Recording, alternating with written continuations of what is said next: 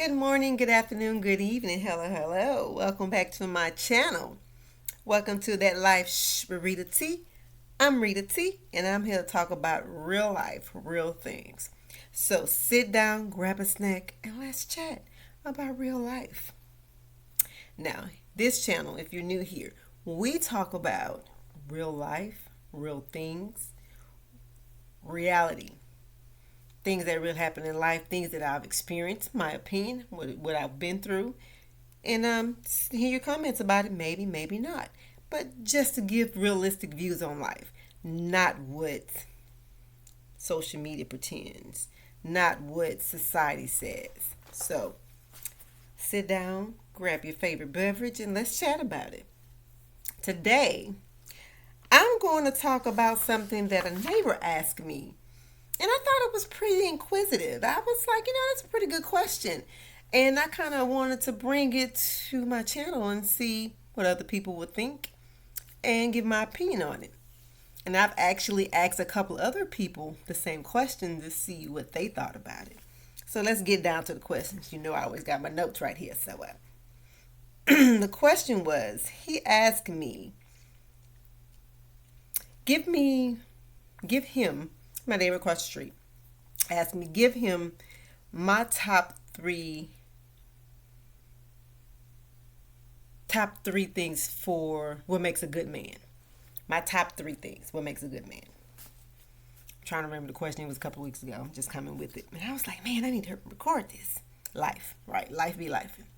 So I was like, that's a very good question. What are my top three things I think makes a good man? I said, well, people are different, but I'm going to answer honestly what makes a really good man. And before I can give my answer, he was like, no, you don't have to answer if you don't feel comfortable. I was like, no, I'm fine with it. I mean, most of the time I'm an open book. And he was like, most answers from black women or Southern women is, God-filled, uh, provider, protector, follow Jesus Christ, common traditional answers most women would give, most Southern women, most probably Christian women would give. We haven't talked about that part with me. We'll talk about it one day. So my answer was he had to be kind, compassionate, and understanding. I repeat it. Kind, compassionate, and understanding. Those are my top three right off the bat. I know I'm hearing some, that's all. Remember, I'm at a big age. I've been through life and noticed some things, watched some things. But if you would just really think about it, kind person, a compassionate person, an understanding person, how would they treat you? Let me break it down why I chose those answers. Thinking about my history of relationships of my youth, how when I started dating from as a young teenager to young adult, I thought about the different type of people that were in my life, period. Not just men I was interested in or men that were interested in me, just period. And you've heard a lot of sayings that people will say, hey, if you really want to know someone, go on a vacation with them and see how they act. Go to a restaurant, see how they treat waiters or waitresses. But you can see their character. And I believe that some of that could be true. Some people, bring their representative. Who their representative is the person that they want you to see instead of actually showing them their true selves. But tell you secret, ladies, men can't pretend for long. Their representative is only for a short time. Men, let me tell you a secret. A woman representative can last a long time. She get that ring on her finger, then she gonna show that a real person. You gonna be like, who the heck did I marry? So get you somebody who's gonna be real. Reason why I said kind, considerate, and compassionate is because think about it. Someone who is genuinely kind treats people like they want to be treated, treat like they want to be treated. They're going to be kind to you. They're going to be considerate of your feelings. They're going to be considerate of your passions, be considerate of things that bother you or that don't bother you. They're going to be considerate, kind of considerate. They're going to be really thinking about who you are and what you need to be happy in a relationship, as well as themselves. Compassionate, they will really be there for you during ups and downs or anything that bothers you. They would sit there and listen with a listening ear, not a judging ear. Think about, man, if this was me, I would want this person to really listen to me, even though I'm just ranting or venting just to get it off my chest. That's a compassionate person. Look up the definition of compassion. You'll see that is a great thing to have as a character, and to be understanding. Everybody's not the same. No two people are the same. You may have a lot in common. You may have a lot of things you like to do. You may like movies, books, video games. But for somebody to understand that, hey, I love you. I love spending time with you. But sometimes I really need me some me time. Sometimes I need to step away from being around people, because peopling is exhausting. Peopling is not a real word, but I'm using it. It's exhausting. So I need you to understand, sometimes I need that time to myself. It may be an hour, it may be a day, but I'm going to be in communication. But understand that that's who I am. Understand that I may have ADHD and some things may set me off, but I'm trying to learn more about myself to explain it to you. The person will be understanding of things that are happening in your life. And that goes both ways.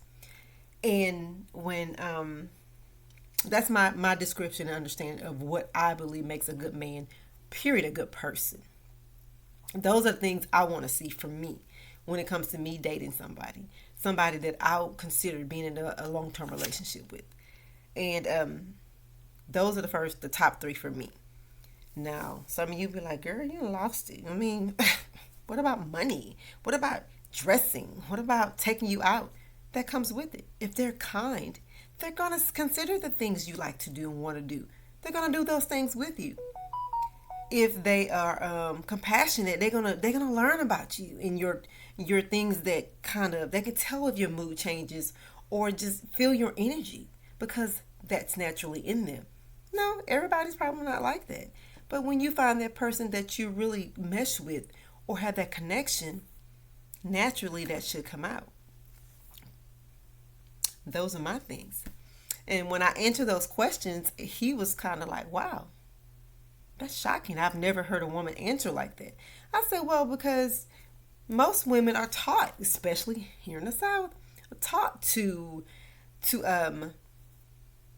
look for materialistic things, look for things a certain way, look for a husband who can provide, protect, and all those other things for you. Even in the church, he must be a provider, he must be a preacher, he must be a protector. Oh, of course, some of those things are very important.